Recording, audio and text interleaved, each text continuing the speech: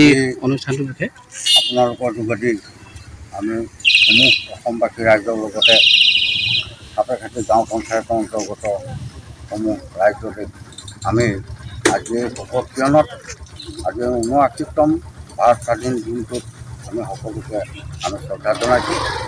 আজি এই ভাৰত স্বাধীন ১৫ আগষ্টৰ দিনটোত আমি সাপেখাতি গাঁও পঞ্চায়তে অনুষ্ঠান আয়োজন কৰিছোঁ। এই অনুষ্ঠানটোত আমি ৭০ বছৰ বয়সৰ ঊৰ্ধৰ ব্যক্তিসকলক আমি প্ৰায় ৯০জন ব্যক্তিক আমি সম্বৰ্ধনা ধৰাৰ কাৰ্যসূচী ইতিমধ্যে আমি সমাপন কৰিছোঁ। আৰু লগতে আজি এই কাৰ্যসূচীটোৰে আমি আমাৰ পঞ্চায়তৰ যোগেদি ৰাইজক আমি এটা বাৰ্তা আমি আগবঢ়াইছোঁ যে সমূহ ৰাইজে অসমবাসীৰ লগতে ভাৰতবাসী সকলোৱে একগোট হৈ আজি ভাৰতবৰ্ষখন উজ্বলাই উঠক। আজিৰ দিনটোতে সকলোৱে সংকল্পবদ্ধ হৈ আজি আমি আমাৰ দেশখন আগুৱাই নিয়াত সকলোৱে চেষ্টা আগবঢ়াবৰ কাৰণে মোৰ তৰফৰ পৰা মই আহ্বান জনালোঁ।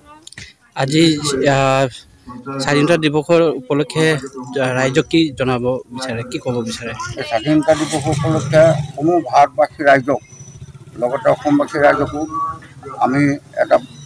আমি ক'বলৈ বিচাৰোঁ যে সকলোৱে সংকল্পবদ্ধ হৈ আজি ভাৰতবৰ্ষৰ যিটো অৱস্থা এই অৱস্থাৰ পৰা মুক্ত কৰি এটা ভাল পৰিৱেশ গঢ়ি তুলিবৰ কাৰণে সকলোৰ প্ৰতি মই আহ্বান জনাম।